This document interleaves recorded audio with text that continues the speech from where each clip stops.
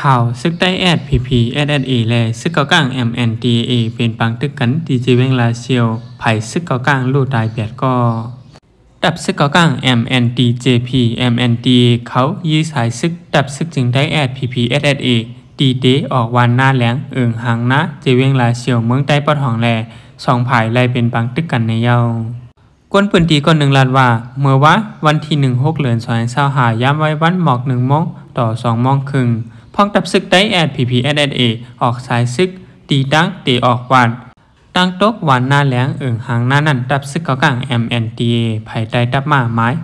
611งอยยื้อแหล่ไล่เป็นปังตึกกันไผ่ดับซึกเกากลาง MNDA ลู่ตาย8ก็มีก้นอันหมัดเจ็บแทงเมื่อย้ำหูคำสีมองนั่นก็ดับซึกเกากลาง MNDA เขาโทษซึกเขาตึกตีวันหางหน้าแทงแหล่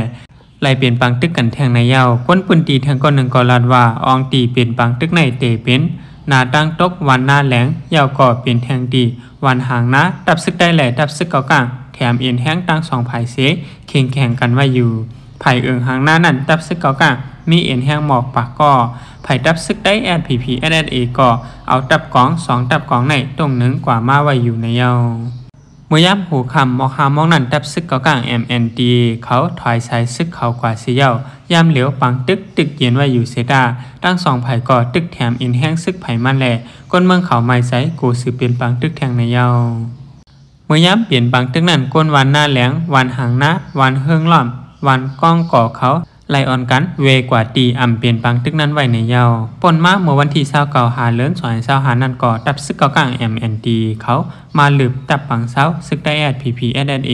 อันมีไว้ดีคุดถันหินเงือกนำมาเจเวงสีป่อเมืองใต้ปอดหองแหล่2 ภายไล่เป็นปังตึกกันในเย้า